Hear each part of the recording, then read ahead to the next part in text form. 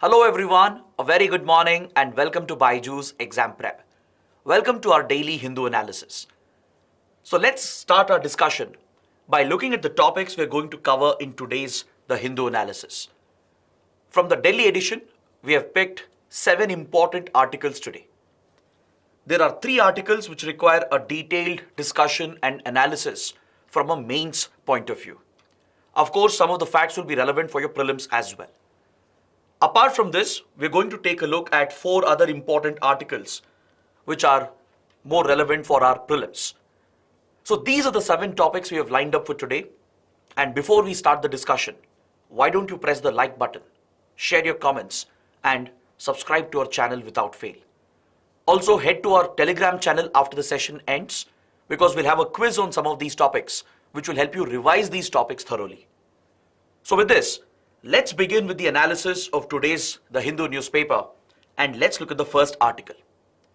This article is from page number 6 and it's very relevant for Indian polity. Yesterday, the Supreme Court of India has delivered an important judgment with regard to transfer of criminal cases from the jurisdiction of one state to another.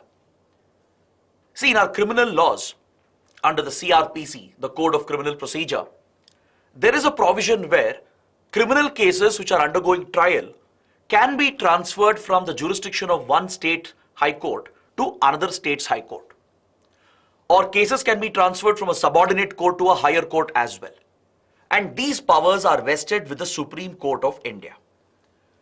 Every now and then there are requests coming up in front of the Supreme Court where the victims or the accused, they approach the Supreme Court asking for a transfer of these cases. Transfer of these trial cases which are going on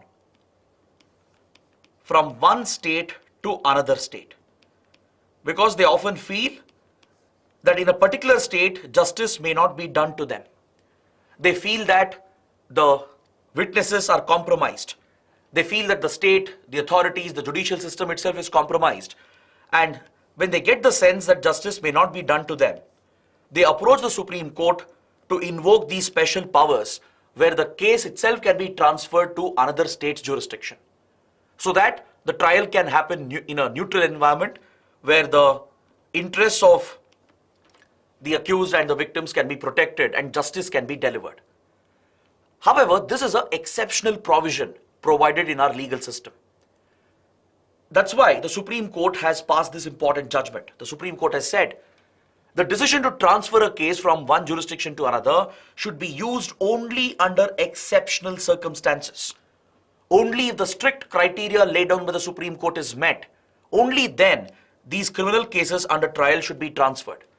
Because if you do this regularly, whenever there is a request from the victims or the accused, right, whenever there is a request coming in for a transfer of the case, and if the Supreme Court honors this every time, then it could undermine the confidence in the judiciary itself.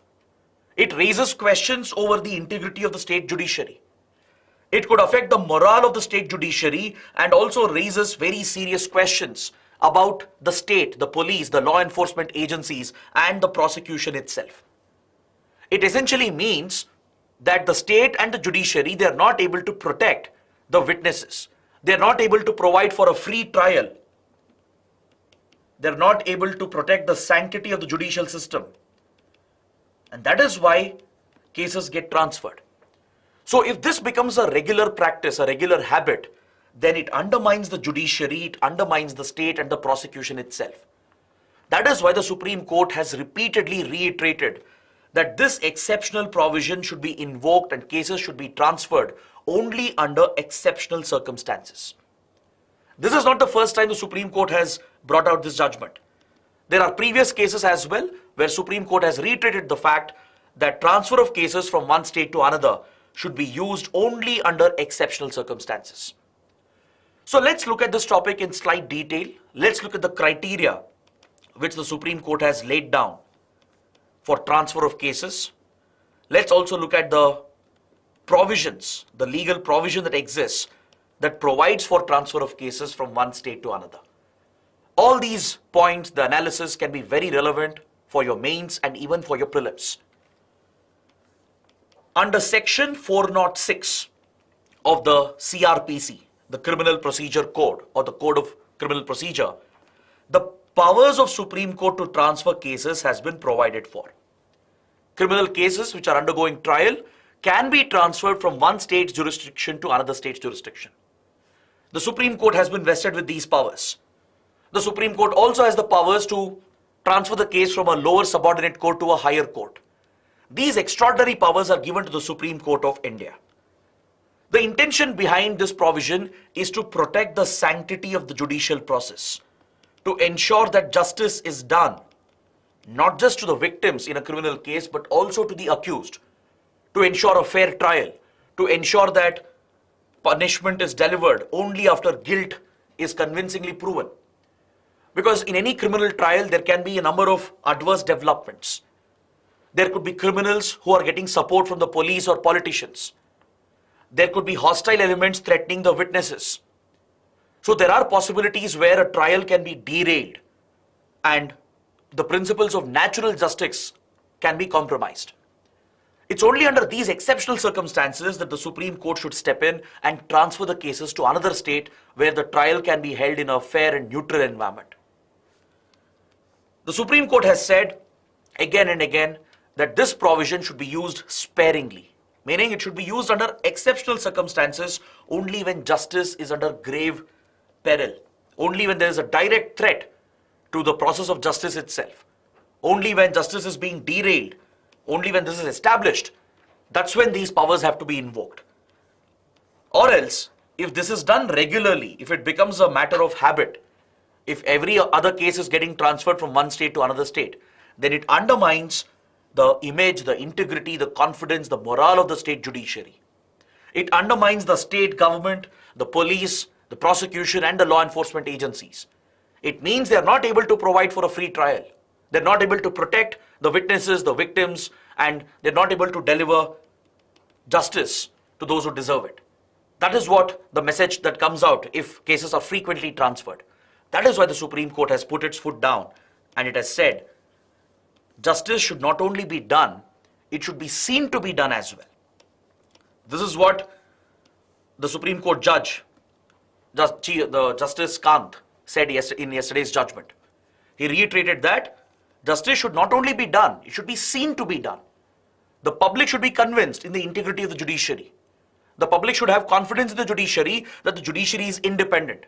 A free and fair trial will happen, that they will be protected by the state, the law enforcement, and the state machinery. That confidence should exist.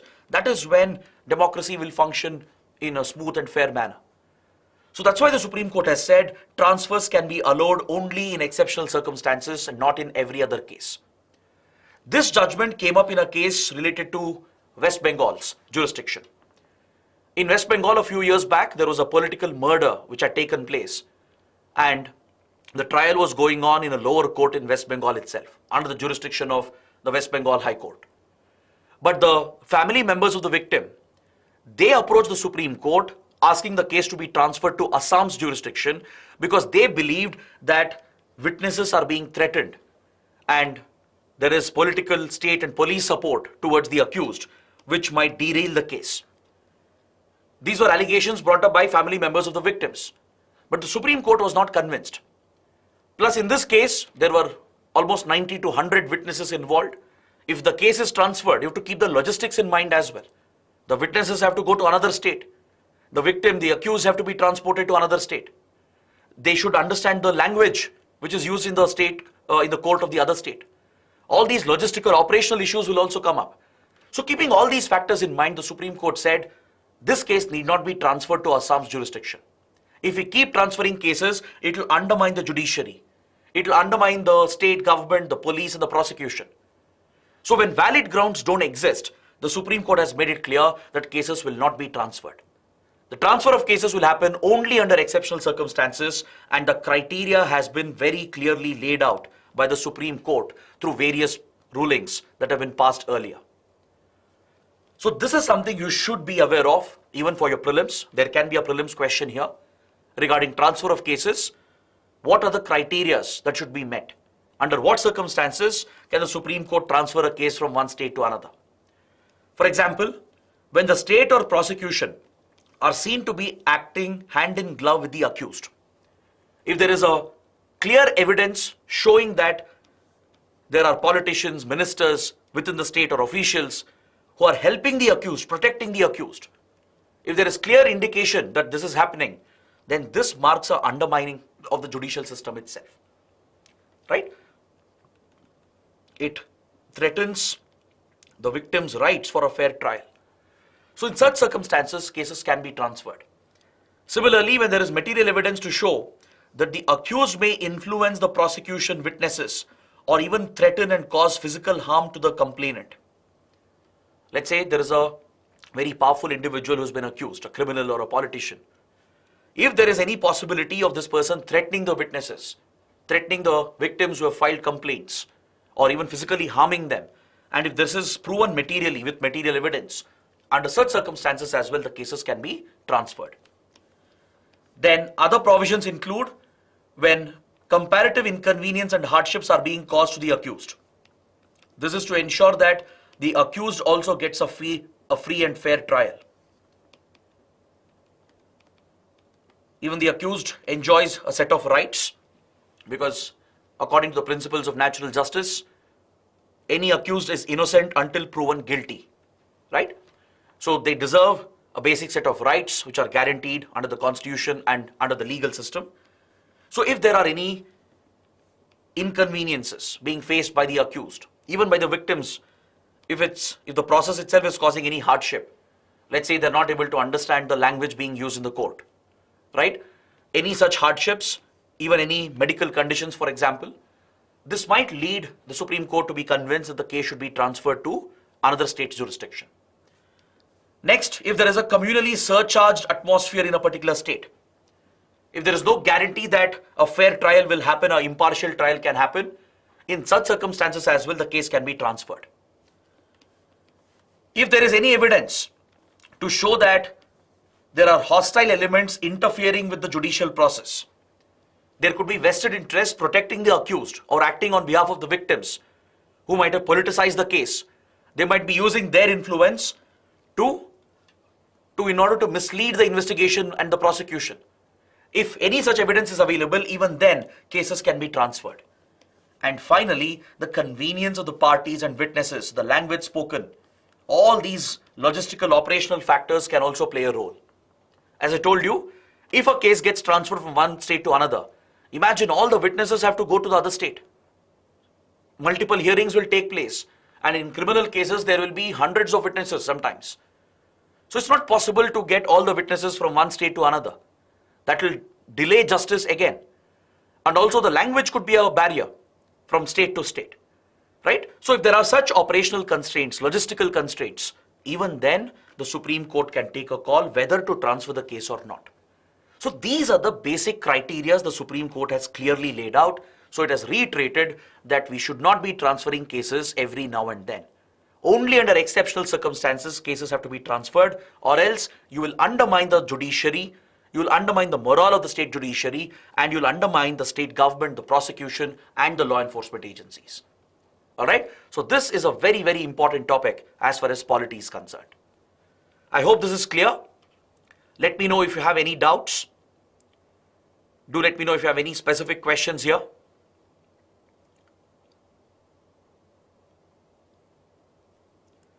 Sabha is asking, are these criteria mentioned or codified anywhere?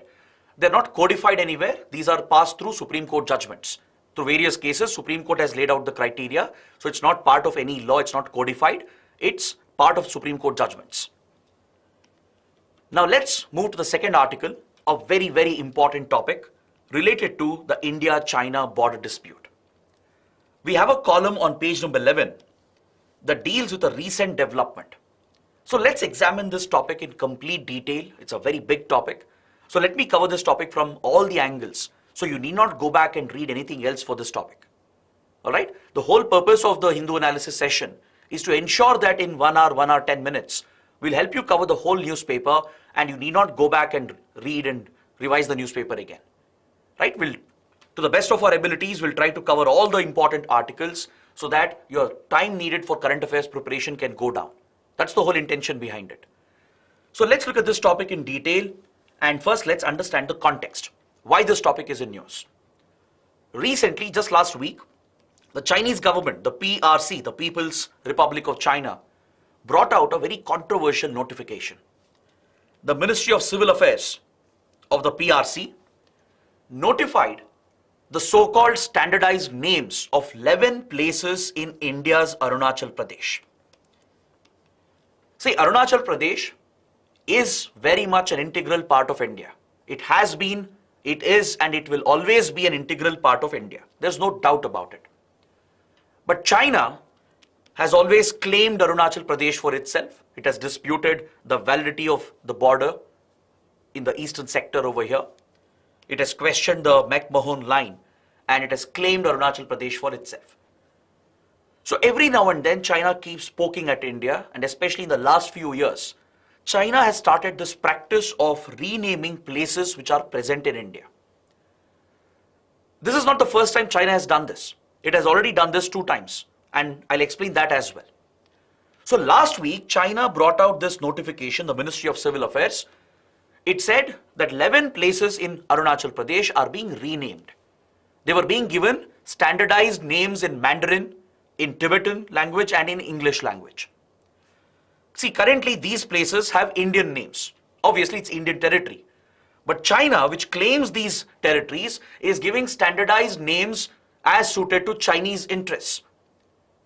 This was a big development because this highlights the ongoing border tensions between India and China, and this development indeed has significance for our relations with China. Of course, India has dismissed the renaming exercise. We have rejected this outright because, see, on the ground it will not have any impact. Just because China has renamed these places, it doesn't mean everyone will start following the new names. Doesn't work like that. This is more of a symbolic gesture from China. It is a way of China reiterating its claims and putting pressure on India. But on the ground, it will not have any real impact. It's unlikely to have any tangible impact on the ground. But however, India has taken a strong stand, and as always, we have dismissed the renaming exercise that China has carried out. Now, let me take you through this topic. Let me help you thoroughly understand more about the India-China border dispute. See, India shares a very long boundary with China. Does anyone know the border length that we share with China? Can someone tell me in the comments? Any idea what's the length of the India-China border? Anyone? Good, some of you are getting close. Vaishnav, Kishan, Anita, you guys are very close, not accurate. The border length is around 3,488 kilometers. That is the approximate length of the India-China border. Most of this border is disputed. So let me help you understand the nature of this border dispute by taking the help of this map. The India-China border, which is disputed, can be divided into 3 sectors. We have the western sector over here in the Ladakh region, which was part of the erstwhile state of Jammu and Kashmir. Now, of course, it's a union territory. So here we have a disputed border. We have the LAC, the line of actual control, which is a temporary de facto border in Ladakh, where China has captured Aksai Chin from India and is under the illegal occupation of China. Since 1950s, China disputed the validity of Aksai Chin. India followed British era boundaries. During the British era, there was something called the Johnson Line, which had been drawn over here in 1865. According to the Johnson Line, Aksai Chin should belong to Ladakh and essentially should have been part of the erstwhile state of Jammu and Kashmir. That is what India believed when we became independent. But China disputed this. When PRC was established in 1949, China disputed the validity of the Johnson Line, and it recognized the MacDonald Line that was drawn later in 1893 during the British era. According to MacDonald Line, which is rejected by India, Aksai Chin falls under China. Essentially, it fell under Tibet. Since China annexed Tibet in 1950, China started claiming Aksai Chin for itself, and it gave validity for the MacDonald Line. India rejects the McDonald line, we accept the Johnson line, as Aksai Chin is shown as part of India. India has always believed that Aksai Chin is integral to Ladakh and to the erstwhile state of J&K, and essentially to the Union of India. So here, China has forcefully captured Aksai Chin. During the 1962 war, China formally annexed and captured Aksai Chin and remains under the illegal occupation of China. So here we have a temporary de facto border called LAC, the line of actual control. Then you have the middle sector of the border along the borders of Himachal Pradesh and Uttarakhand. It stretches all the way to the tri-junction point over here with Nepal near the strategic Lipu Lake Pass. This stretch of the border from Himachal Pradesh towards the Nepal border near Lipu Lake Pass, covering Uttarakhand. This stretch of the border is the middle sector. Here we actually have very few disputes. The number of disputes here is relatively less. It's a much more stable border as compared to the western sector. Then you have the eastern sector covering the McMahon line, which is again a British era boundary line that marks the boundary between Arunachal Pradesh and Tibet. The eastern sector also covers the borders with Sikkim and Tibet near the strategic Nathula Pass and the Doklam region of Bhutan. So this marks the eastern sector. In eastern sector, we have many standing disputes. As we discussed in a recent session, China has disputes with Bhutan as well, including the Doklam dispute over here, very close to the Nathula Pass in Sikkim and the Siliguri corridor in West Bengal. And similarly, China has kept its eyes on the strategic Tawang region in Arunachal Pradesh and the Sela mountain ranges, because these areas here in Arunachal Pradesh, they provide China an inroad into the northeast of India. So China has questioned the validity of the McMahon line that marks the boundary between Arunachal Pradesh and Tibet. China's argument here is that McMahon line was worked out in 1914 through the Shimla Convention. China rejects this because according to PRC, neither India, independent India, nor PRC were party to the Shimla Convention of 1914.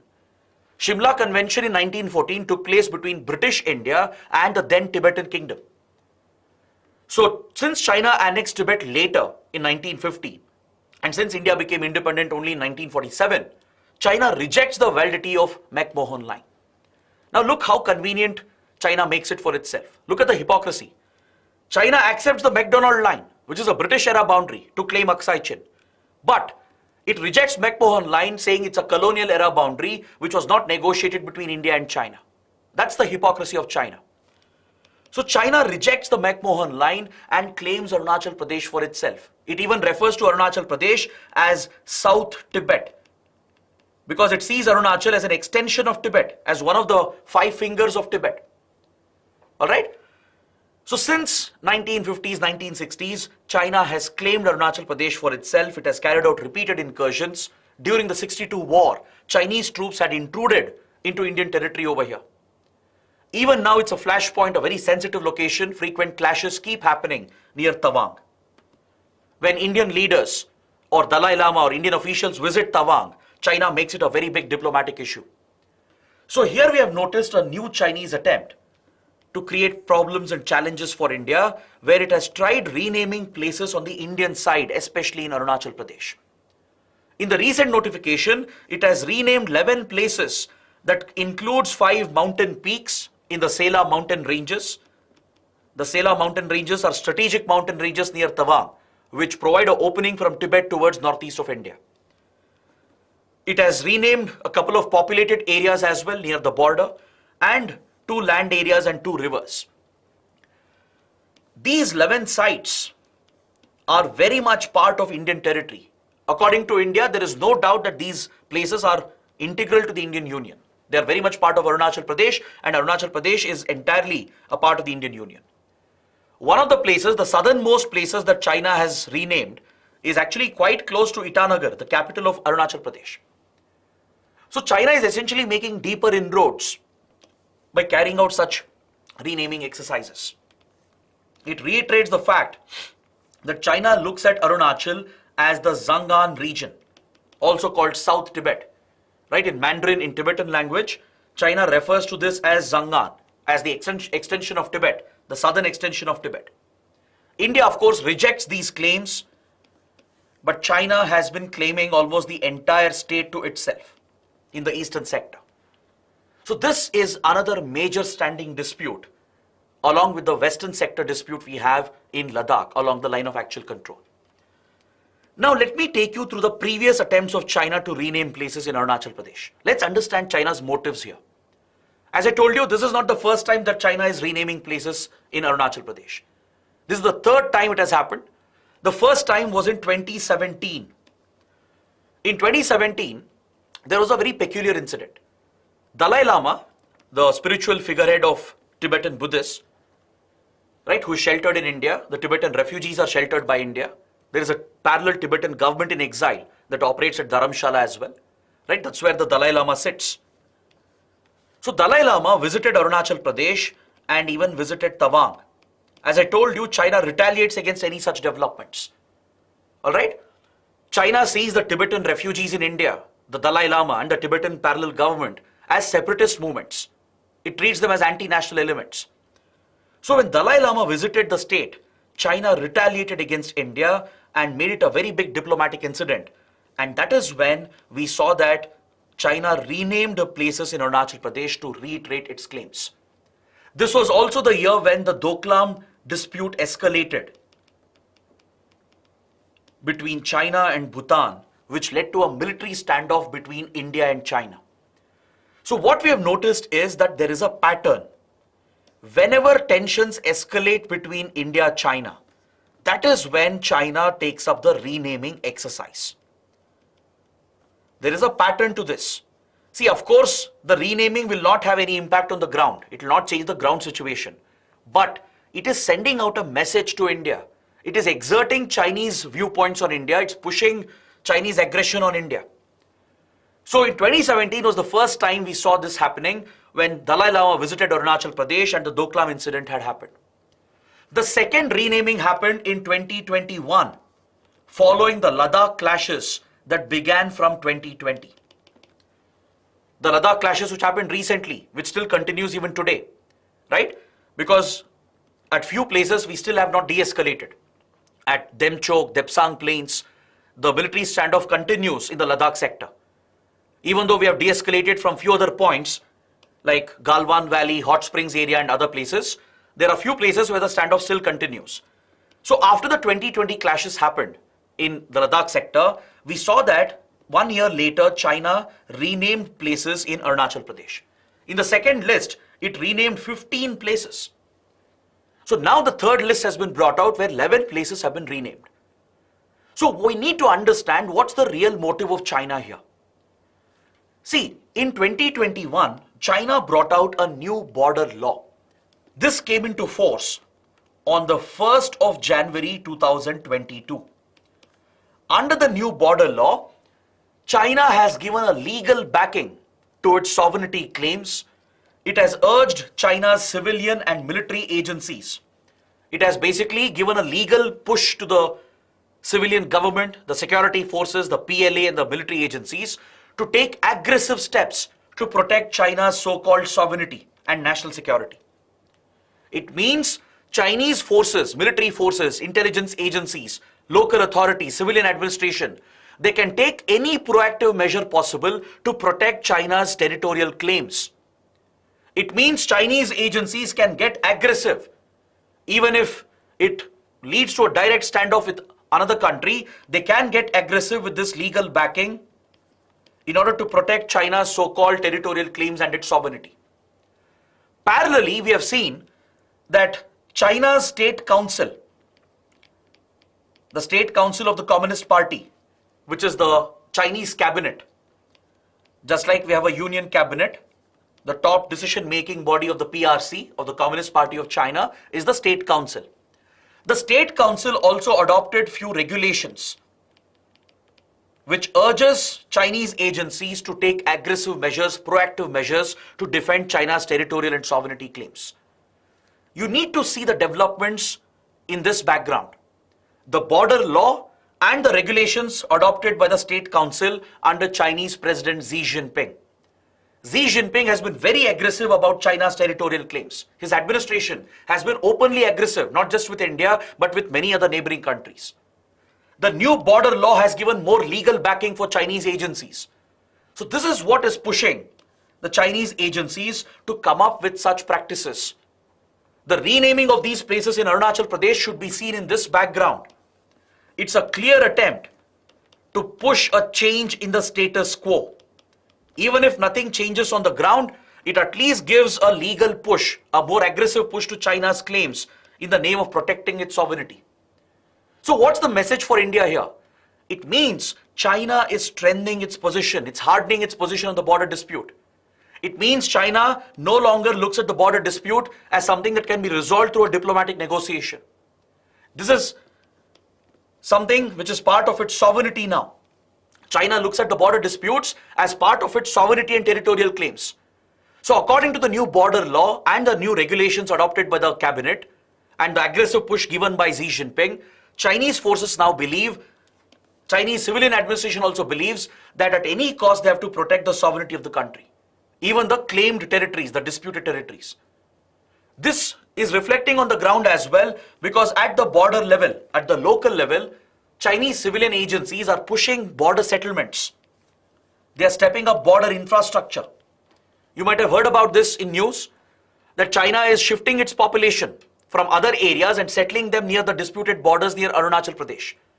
It has set up villages at the front lines at the disputed border, and it has even started creating border infrastructure along the disputed sites with India and also with Bhutan. So this has aggravated the border tensions already. It essentially means China is not looking at a diplomatic settlement. It does not care about negotiations anymore. It's getting openly aggressive, and it is sending out a message that it will take any measure possible to protect its territorial claims.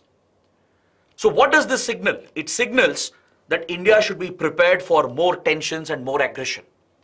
Of course, India has outright rejected these claims. We have dismissed the renaming exercise because, as I told you, Arunachal Pradesh has always been a part of India. It is a part of India. It will remain an integral part of India. That's what the Ministry of External Affairs has reiterated. Even though it does not change the reality on the ground, it does show China's intentions behind it. It shows what China is looking at. It's looking at putting more pressure on India. It's looking to derail all the previous initiatives and arrangements we had. It is not hesitating to get more aggressive. All right, this marks the biggest escalation the last few years, the last 3 years, especially from 2020 to 2023. We have seen the biggest escalation in India-China border tensions since 1988, when ties were normalized between India and China for the first time after the 62 war. In 1998, then Prime Minister Rajiv Gandhi paid a historic visit to China, which led to the normalization of relations. This was followed up by the P.V. Narasimha Rao government in 1990s, and important border agreements were signed. For example, the Peace and Tranquility Agreement in 1993, along the line of actual control. The Agreement on Confidence Building Measures in 1996. These agreements were critical to maintain peace and stability along the disputed border, to reduce tensions and mistakes, and to deal with incursions that were happening. These two boundary agreements, the Peace and Tranquility Agreement of 1993 and the Confidence Building Measures of 1996, they placed restrictions on the troops of both India and China. It prohibited them from carrying heavy weapons and opening fire against the other side. It placed many other restrictions, also created a mechanism for de-escalation, disengagement and talks following any ground level or border level incursions. These arrangements were critical in preventing the escalation of tensions. If small disputes occurred, small incursions happened, it could be contained at the local level through mediation, talks and de-escalation and disengagement. This was followed up by Prime Minister Vajpayee, Atal Bihari Vajpayee, when he paid a historic visit to China in 2003. This was a very important visit because China recognized Sikkim as an integral part of India. A new era opened up in India-China relations, and both countries set up the SR mechanism, Special Representatives Mechanism, to find a political solution to the border dispute. This was the first time and the only time that China had recognized that we should have a political negotiation, a diplomatic negotiation to politically settle the dispute. So accordingly, special representatives were appointed. India's National Security Advisor and China's State Counselor were appointed as the SRs, the special representatives, who would meet and negotiate to find a political settlement for the border dispute. But all these arrangements have been derailed in the last few years by China's repeated acts of aggression. In the last 10 to 12 years, especially in the last 3 years, China has gotten more aggressive against India as India has gotten closer to the Western countries. As India-US relations have strengthened, as India gets closer to other like-minded countries such as Australia, Japan, etc., China has retaliated against India by stepping up aggression over the border dispute. So all the previous agreements have fallen apart. The boundary agreements of 1990s, the special representative mechanism, they've all been derailed by China, and that is the message that China is sending out by renaming the places as well. It shows that China is not looking at a diplomatic settlement anymore. See, previously, in 1950s, also in 1980s, then Chinese leader Deng Xiaoping, they had suggested a tacit exchange, an exchange of territory to resolve the boundary dispute. According to this Chinese suggestion, if India gave up Aksai Chin and the claims over Aksai Chin, in return China would give up the claims on Arunachal Pradesh. This was a Chinese suggestion. It was actually a Chinese tactic as well to push India to give up claims on Aksai Chin. Because see, China has always been more interested in Aksai Chin because Aksai Chin is strategically important to China. If you go back and look at the map, Aksai Chin is strategically located. It is sandwiched between the Xinjiang province and Tibet. Xinjiang and Tibet are the problematic provinces for China, which China annexed. There are rebellions, liberation movements going on in Tibet and Xinjiang. So for security reasons, to deploy troops and to secure these problematic areas, China needed to build a strategic road connecting Xinjiang with Tibet. And if you look at the map, Aksai Chin of India falls right in between Xinjiang and Tibet. This is a prime motivation for China to occupy and annex Aksai Chin.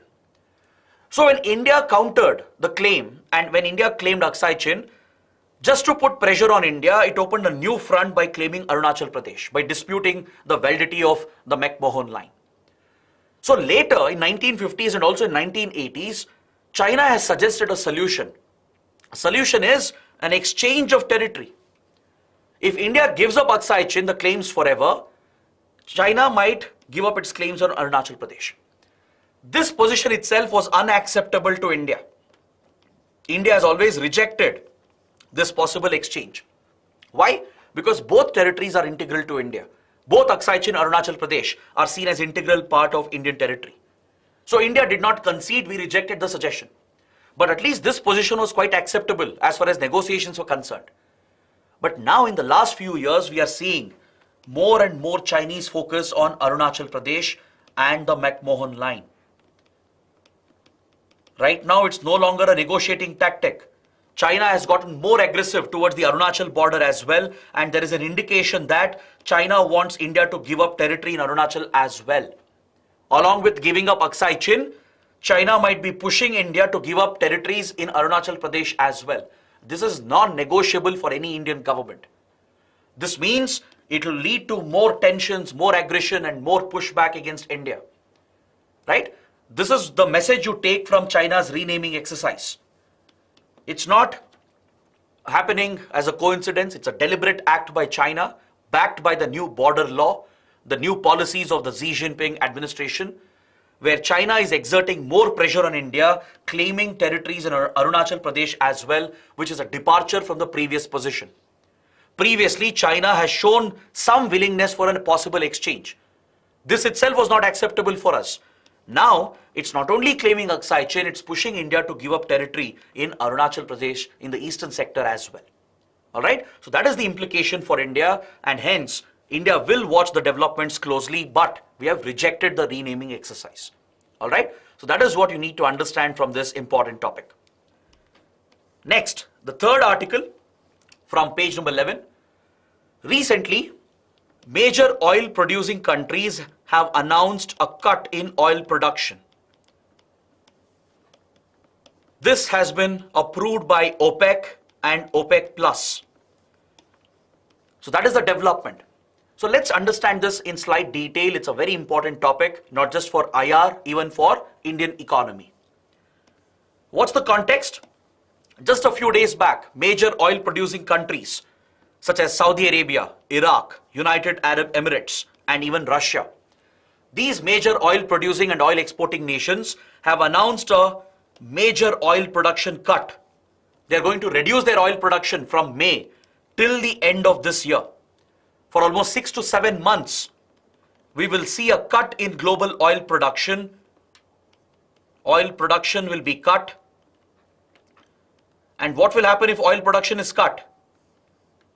The supply of oil in the global market will go down, it will reduce. If the supply goes down, what will happen to the prices? The prices will increase. Now this has very serious implications for India and the global economy. So let's understand a little more about this. As soon as the announcement was made by these countries, we saw an immediate increase in global crude oil prices. The benchmark oil prices, such as the Brent crude and the West Texas Intermediate, these are the two global oil benchmark prices, Brent crude and West Texas Intermediate. These crude oil prices immediately shot up following this announcement because we can anticipate a shortage in supply in the coming months because of the production cut these countries have announced, and this will definitely jump up the prices in the coming months. This decision was later approved and acknowledged by the OPEC group and the OPEC Plus countries as well. This is in addition to the production cut that was announced last year. It's also in addition to the production cut that Russia had announced earlier in February 2023. So what does this mean?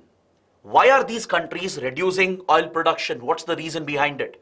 What will happen? How will it affect India? That's something we need to understand. But before that analysis, let me give you some important facts for your prelims. Look at this statistic, look this infographic here. It gives you an idea about the top oil producing countries of the world. According to latest data, US comes at the top because of its shale gas and oil reserves, followed by Saudi Arabia, Russia, Canada, Iraq, China, UAE, and Iran. Generally, these are the biggest oil producers of the world. Some of these countries have formed a grouping of their own. They formed a cartel. They formed a cartel-like organization called OPEC. And recently we have seen the emergence of a supplementary group called OPEC Plus. See, OPEC was established in the year 1960 by adopting the Baghdad Declaration.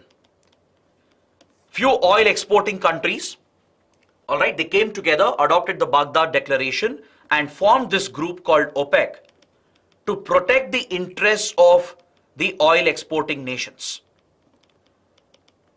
Is that clear? Countries like Saudi Arabia, Iraq, Venezuela, and others. These oil exporting countries from around the world, they've adopted the Baghdad Declaration in 1960 and formed the OPEC group, the Organization for Petroleum Exporting Countries. Later, many other oil exporting countries have joined the group. Some have left the group as well. So today you have 13 member countries in the OPEC grouping. Please note down the 13 member countries. The list has been provided here. You have few African countries, West Asian countries, also South American countries like Venezuela. These are the 13 major oil producing and exporting nations. They have formed this group to protect their interests. All right? They are often criticized for functioning like a cartel, where they work together to fix oil prices. They fix oil prices artificially by cutting or by increasing production. Depending on the global markets, depending on geopolitical developments, these countries are so powerful and influential, they alter the oil prices indirectly. That is why they are criticized for behaving like a cartel. All right, they've led to cartelization of the oil market. Together, collectively, they will decide on oil production cut or increasing oil production to manipulate the demand-supply equation. They manipulate the supply, increase or decrease the supply depending on their requirements to protect their profit margins and also to retain their geopolitical advantage. It's a combination of geopolitics and geoeconomics. So they alter the supply, they manipulate the supply artificially, irrespective of the demand. Usually in a free market, demand should be driving supply. If demand increases, supply should increase. Demand falls, supply should go down. But that's not what is happening in the oil market. Since few countries have the leverage here, many countries are dependent on oil imports like India. These oil exporting nations are exploiting this. They manipulate the supply irrespective of the demand situation to protect their profits, to increase their profit margin and to retain their geopolitical edge. All right. So few other non-OPEC countries which also export oil have recently formed OPEC Plus with the OPEC grouping. OPEC group already had 13 members, as you saw. These 13 countries were part of OPEC. Now OPEC Plus, it consists of the OPEC countries, the 13 OPEC countries and 10 other non-OPEC countries. I've given the list over here. It includes Azerbaijan, Bahrain, Brunei, Kazakhstan, Malaysia, Mexico, Oman, Russia, South Sudan and Sudan. So in total, you have 23 countries which are part of the OPEC Plus group that was formed recently in 2012. So collectively, these 23 countries are working together to manipulate global oil production levels to fix the prices, to protect their profit margins and their geopolitical interests. All right, so that is the prime reason here. Even though OPEC has said that the decision to cut oil production is to ensure stability in the oil market, that is just an official statement, just for the sake of it. The real interest is driven by geopolitics and geoeconomics of these countries. See, as of now, Russia is under crippling Western sanctions. Western countries have targeted Russia since 2014, especially Russia's oil exports have been targeted. They even placed a price cap recently on Russian oil exports to cut Russia's profit margin, so it could derail Russia's war in Ukraine. So Russia could be punished economically for the war in Ukraine. But Russia has countered this by announcing a production cut. Recently, it has announced a production cut throughout the year. And also, there is a possibility of a global economic recession that is looming. You have seen what's happened in the banking and finance sector of the US. Several large banks have collapsed, right? The overall global economy has slowed down. There have been mass layoffs. Demand has gone down. Interest rates have increased, right? Inflation has shot up. So there are possibilities of a long-term global recession. So this could also reduce demand for oil, and this could also be one of the factors why OPEC plus countries are preparing for a production cut. Because by reducing production, they will keep up the prices and protect their profits even if recession were to hit the global economy. Plus, of course, there is the war which is going on, which is going to continue. Plus, you have financial interests in the capital markets as well. There are the short sellers who would have bet on oil prices declining in the coming days, right? Investors in the stock markets, in the capital markets, they would have taken a short position instead of a long position. In long position, you predict or you expect the prices to go up. That's how you make profits. You buy a stock, for example, you buy a commodity, you expect the price to increase in the future and make a profit on that. But when you short a stock or a commodity, it means you are betting on its decline. You make a profit if the price falls, if the price declines. So this harms the oil exporting countries, those who are shorting the oil commodities. So to cut and punish their profits, these countries might have taken the decision. It's a combination of all three factors. The Russia-Ukraine war to give Russia a geopolitical edge, the looming possible recession, and punishing the short sellers. All these factors could have led these countries to take this major decision to protect their profit margins. Is that clear? This is going to have an impact on India because according to World Energy Outlook of 2021, India has a critical dependency on oil imports. We don't have much of crude oil resources. Almost 85% of our energy requirement comes from the outside. All right? 85% of our crude oil is actually imported. We actually rank third when it comes to oil imports in the world after China and US. India is the third largest importer of crude oil and fossil resources. When it comes to production of oil and gas, we are a distant 21st and 26th country. It clearly shows we don't have enough domestic resources. We are an import-dependent country. So any increase in oil prices here will directly hit our import bill. Our import bill will shoot up. It will reflect on the current account deficit on the balance of payments. This could affect the position of the Indian rupee, right? It could have a domino effect on the Indian economy. So this is what India needs to be prepared for.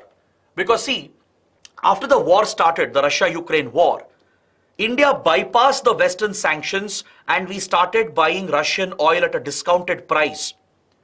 Usually, the biggest oil supplier to India is Iraq. Usually, Saudi Arabia is at the second position. These are the top two oil suppliers to India in most of the years. But this time, Russia has displaced them. Russia has become the top oil supplier in the last few months because we have bought a lot of discounted oil from Russia. Russia wanted to protect its revenue, bypass the sanctions, and India helped Russia to bypass the sanctions because we could also get discounted oil at a cheaper rate. So now we have a lot of dependency on these countries, on Russia, Iraq, Saudi Arabia, and many other oil exporting nations. So if the prices shoot up because of their decisions, of course the Indian economy will take a hit. It will affect oil supplies to India, the cost of oil that we are importing, and it will directly reflect on our macroeconomic parameters. All right, so that is what you need to understand from this important topic. So now this completes my detailed analysis and discussion on the important big articles. Let's proceed to the prelims section, the prelims bytes, and let's look at the smaller articles and try to get some important facts specifically for prelims. On page number 1, we have an article referring to the 16th Finance Commission, which is going to be constituted in November 2023. All right. So let's see what is the Finance Commission.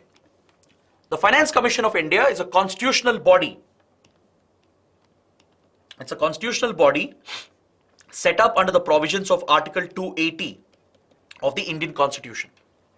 The main objective of the Finance Commission is to define the financial relations between the center and the states. It plays a critical role in the devolution of funds from the central government to the states. It also decides the ratio in which the funds will be distributed between the states. So both vertical and horizontal devolution of funds is determined by the Finance Commission of India. It plays a critical role in the financial relations between the center and the states and in the financial stability of the country itself. So this constitutional body is appointed, it's constituted with the President of India every 5 years.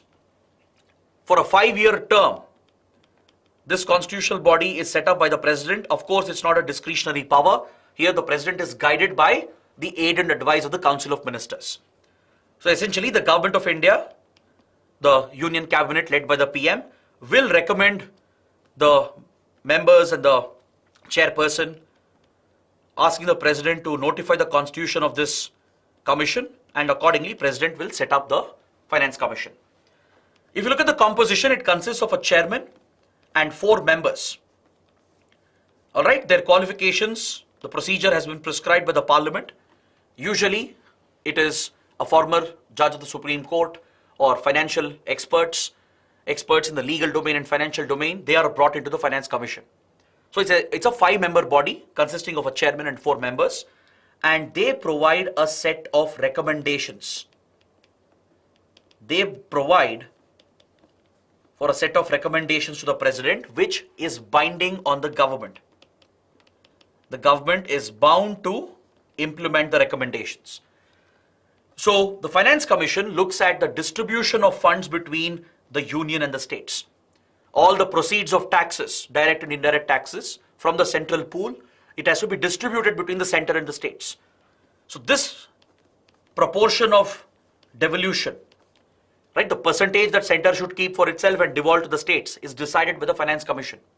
Similarly, the horizontal distribution, the percentage of ratio of fund allocation to different states depending on their contribution, depending on their requirements and population, right, which is the grant in aid, is also decided by the Finance Commission. Also, supplementing the resources of the grassroots institutions, the panchayats and municipalities through consolidated fund of the state is recommended by the Finance Commission. And any other matter recommended to the Commission by the President, by the Government of India. When the government sets up the Finance Commission, a terms of reference is given. The President will prescribe a terms of reference. Along with these constitutionally mandated reference points, government can prescribe any other reference point. It could be to deal with the impact of GST, or it could be to deal with the impact of the pandemic, right? To account for any changes, to provide any other recommendations, the government can provide these additional terms of references. All right? Let me point out some important and interesting points here.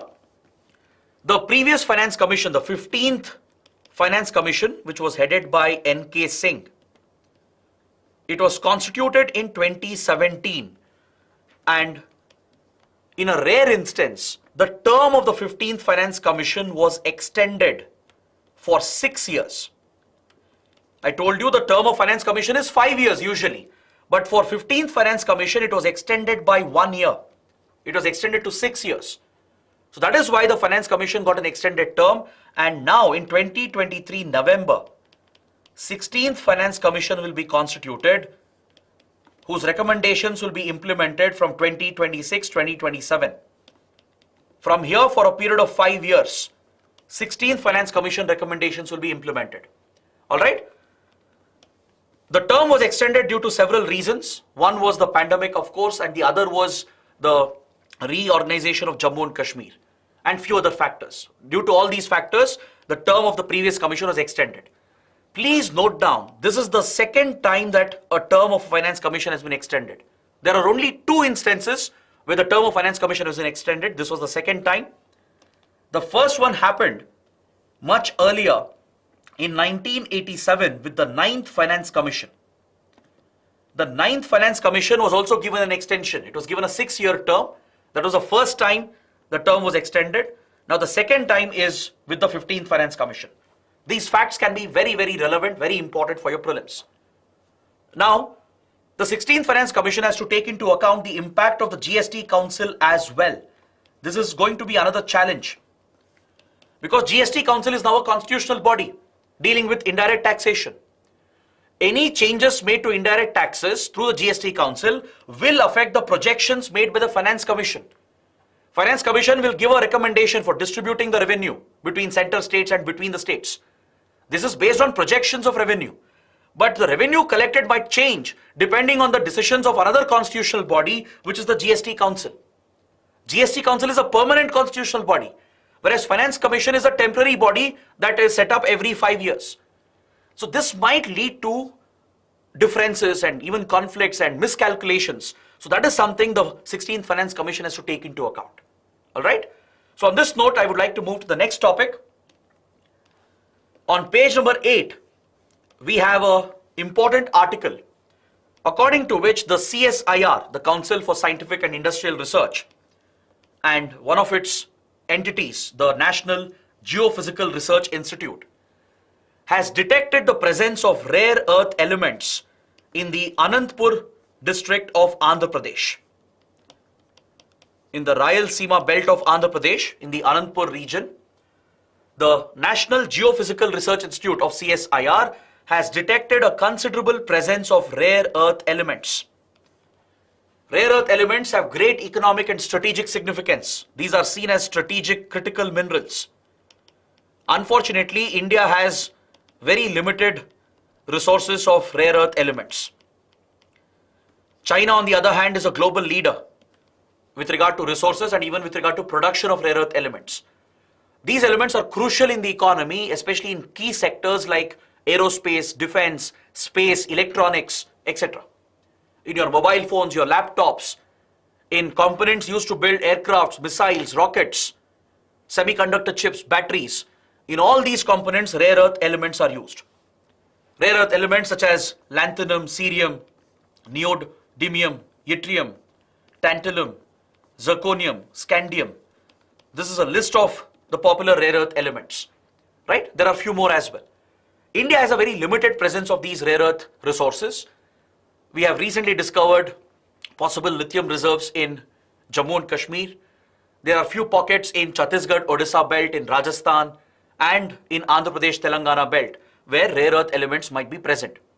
So the exploration is currently going on, and the National Geophysical Research Institute of CSIR has discovered a potential rare earth mine, a potential area in Anantapur region where significant quantities of these rare earth elements can be present. They will find a huge application in making especially permanent magnets that are widely used in electronic industry and also in aerospace, defense, and the space industry. So understand the applications here and where the resource has been discovered. What are the rare earth elements? Those facts can be relevant for your economy and science-based questions in your prelims. Now moving on, the sixth topic from page number 10, it's related to the dengue infection caused by the dengue virus. There's a research article here in the Science and Technology section, according to which a genome study conducted recently in India has shown that prior infections of dengue is leading to further mutations of the virus, making the virus much more potent and effective in causing infections and severe disease. As the virus is circulating, as it is exposed to the first level of natural immunity, because once you get affected by dengue, you build up a natural immunity, right? Generally, the second infection may not be that severe. Plus, you have a vaccine available. You have an effective line of treatment available as well, plus there is a vaccine available. So there is a general level of immunity that gets built up over a period of time. But the virus which encounters this resistance in the population, when there is population level immunity, also because of vaccine efficacy, the virus starts to mutate. These mutations have led to evolution of the dengue virus, where it has become more potent, more effective, with the ability to cause severe disease in human beings. All right, so please note down some important facts about the dengue virus. It's carried by the Aedes aegypti mosquito, which is the vector. It's a vector-borne disease. The virus is carried by the Aedes aegypti mosquitoes, the female mosquitoes especially. Right, the bite will deliver the virus. That's the primary mode of transmission. The symptoms include high fever, headache, vomiting, muscle and joint pain, skin rash, and in worse situations, it can lead to hemorrhagic fever, leading to internal blood loss. It could even drop your blood platelet count. It could result in a sudden drop in your blood platelet, affecting your immunity levels and leading to multi-organ failure. It could also lead to blood plasma leakage, and the condition can become fatal if you don't get the right treatment. Right? There are ways of preventing it. Of course, you tackle the prevalence of mosquitoes. That in itself cuts off the source of infection. There's a vaccine available. There are effective lines of treatment available. Right? With better diagnosis, with immediate treatment in the initial phases, you can easily tackle the threat. But the evolution which has been detected, the way in which the virus is evolving, mutating constantly after facing immunity in the population and because of vaccine efficacy, the virus itself has started to mutate. There is scientific evidence to show that. Genomic studies have shown that. That is what the article is reporting. All right. So these basic facts about the dengue virus can be relevant for your prelims. Now coming to the last article from page number 10, there's an important article related to environment and ecology. There are some important facts here. I'll take you through the important facts. Please make a note. You can anticipate questions on these lines. The article is mainly talking about wetlands and mangrove ecosystems. The role they play with regard to migratory and water birds. How it's an important ecosystem for water birds and migratory birds. Right? Salt marshes and mangrove forests, they represent wetland ecosystems which act as natural carbon sinks, Wetlands in general have tremendous potential to absorb excess carbon and store this as blue carbon. They can lock carbon away from the atmosphere, thus helping us in tackling climate change naturally. They are natural players in carbon sequestration. They naturally remove carbon in large quantities, store it away for a long period, which we refer to as blue carbon. Right? It's a very critical ecosystem. Mangroves, salt marshes, these wetland ecosystems, they serve a lot of economic purposes as well. They have a lot of tourist potential, recreational purposes. It is home to a lot of biodiversity, not just birds. There are many other reptiles, fishes, right? Even mammals that make wetlands their home. So it's rich in biodiversity. The local communities, especially the coastal communities, indigenous communities, they depend heavily on them. So in India's mangroves and wetlands, especially in southern India, there is one bird species that the writer is talking about, which is the soft-billed pelicans. The writer is specifically focusing on soft-billed pelicans found largely in our wetland ecosystems in southern India. According to IUCN Red List, it's a near threatened species. It's not an endangered species as such, it's only listed as near threatened. But however, this bird you can see in the image as well, the soft-billed pelican, they are facing increasing threats due to human activities. So the writer talks about the role of the soft-billed pelicans. They not only play a critical role in the ecosystem, they consume fish, so they play a key role in the food chain and in the wetland ecosystem. They also play an important role because their droppings, the excreta, the bird droppings, is used by local villagers as a fertilizer, as a natural fertilizer for agricultural crops. All right? There are some important areas where the soft-billed pelicans are found. That is what you should be aware of. For example, in the Tanjavur-Tirunelveli belt of Tamil Nadu, in this coastal belt in the Kaveri Delta, there are few wetlands and mangrove ecosystems and salt marshes where soft-billed pelicans are found in large numbers. I am sure you would have heard about the Pulicat Lake near Chennai and near Sriharikota, where we have a spaceport of ISRO. This is another large brackish water body, which is a wetland, a salt marsh, which is a very important ecosystem for soft-billed pelicans.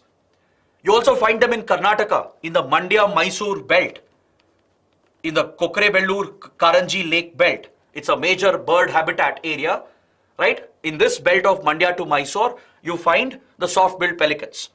Also in Andhra Pradesh, in the Guntur-Nelapattu belt stretching all the way to Pulicat Lake. All right, the Nelapattu Bird Sanctuary in Andhra Pradesh is another home for the soft-billed pelicans. So these are some important points you need to note down. And finally, the writer is talking about the Ramsar sites in India. Many of these wetlands in India, they are protected through an international convention called the Ramsar Convention. Ramsar is a place in Iran where this convention was established to protect international wetlands, wetlands of international significance. So under this, 75 wetland ecosystems are recognized in India as Ramsar sites. Please note down this point. There are 75 Ramsar sites in India, 14 of them are in Tamil Nadu, and 3 of them were added last year. The names are given over here. The Pichavaram Mangrove Reserve, a critical ecosystem in India, right? And the other 2. Please make a note of them. Note these protected areas, the bird sanctuaries, the Ramsar sites. Make notes about the facts given here about soft-billed pelicans and the role of mangrove wetland ecosystems. These basic facts are very useful for answering environment ecology questions in your prelims. All right. So on this note, I would like to end my discussion for today.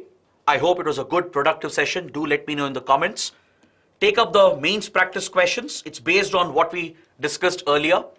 I expect all of you to take the questions seriously, write your answers, post them in the answer writing portal, for which link has been given in the description box.